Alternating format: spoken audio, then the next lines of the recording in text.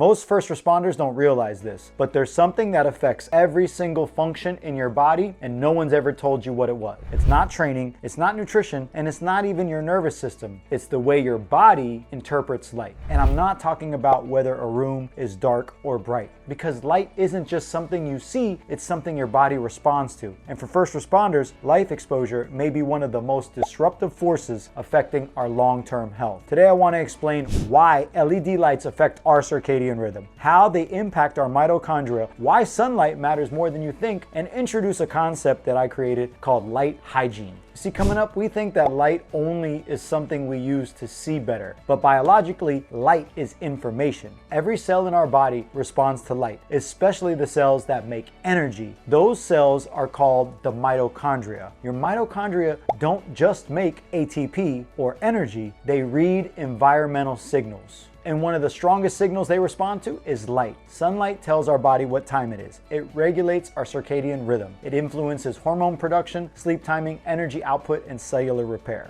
This system evolved over hundreds of thousands of years under the sun, not LED lights. Most artificial lighting today is made with LEDs. And LED lights are heavy in blue wavelength. Blue light, which is useful in the daytime because it tells your brain it's time to wake up, but harmful at night. Because when blue light is present late in the day, our melatonin production is suppressed. And as first responders, it's already suppressed. So if our melatonin is suppressed by light and suppressed by the job, it's going to destroy our sleep. And it's not just a sleep hormone. It's actually one of the most important repair signals in the body. When melatonin is low, we know that sleep declines. But more importantly, cellular repair declines. And for us, this problem is amplified because the station lights are bright. The hospital lights are bright. When we're running calls, we have light in our face constantly. That emergency lighting is so harsh. That doesn't even begin to talk about how often we're looking at our phone at night. Our body rarely gets a clean light signal. It's getting all this dirty light from everywhere, and our internal clock becomes confused. And as first responders, we want to do everything to keep our circadian rhythm in the right place, because when it's disrupted, everything downstream is affected. Our sleep, our hormones, our energy, our ability to decon, our inflammation is higher, and our recovery is trash. For a regular citizen, they get a predictable light schedule. They wake up with the daylight, they go bed when it's dark. As first responders, we can be under artificial light for 24 hours straight while responding to calls at 2 a.m. and having to sleep during the day. Your body never knows what time it is. And when your body doesn't know what time it is, it can't create rhythm. And that lack of rhythm keeps the system in a defensive fight or flight state. You're not run down and beat up because you're soft or broken. You're run down and beat up because your biology is confused. And here's the part nobody ever tells you in the academy. Your body doesn't just need less artificial light, it needs more natural light. You need more natural light than a regular person because your circadian rhythm is disrupted. And sunlight contains something called red and near infrared wavelengths. These wavelengths penetrate deeper into the tissue and interact directly with the mitochondria. This supports cellular energy production, circulation, and recovery. That's one reason sunlight feels so restorative. It's not just psychological, it's biological.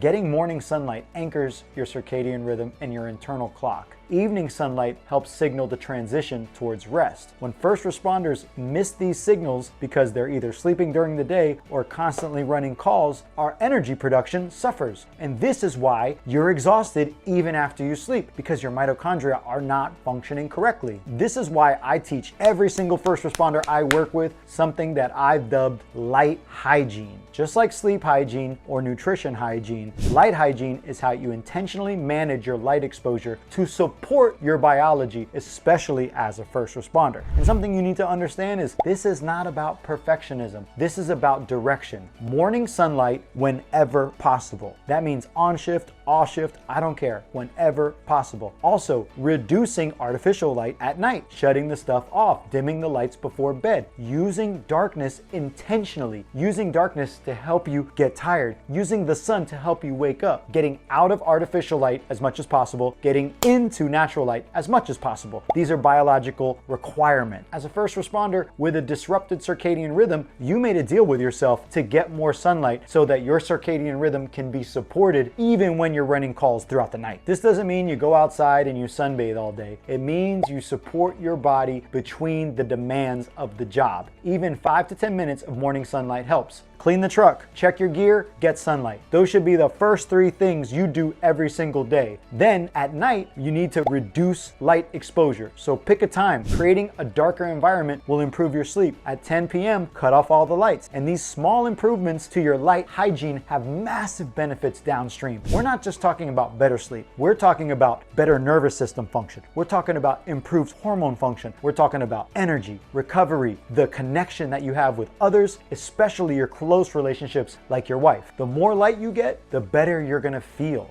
So remember, light is not there just to help us see. It tells our body how to function. We have been using it for hundreds of thousands of years. And if you want better sleep, better energy, and to recover better as a first responder, then light hygiene has to be one of the main parts of that conversation, because our bodies evolved under the sun, not LEDs. So make sure today you turn off those lights a little earlier and you go out and you get as much sunlight as you can. Thank you. I'll see you guys in the next video.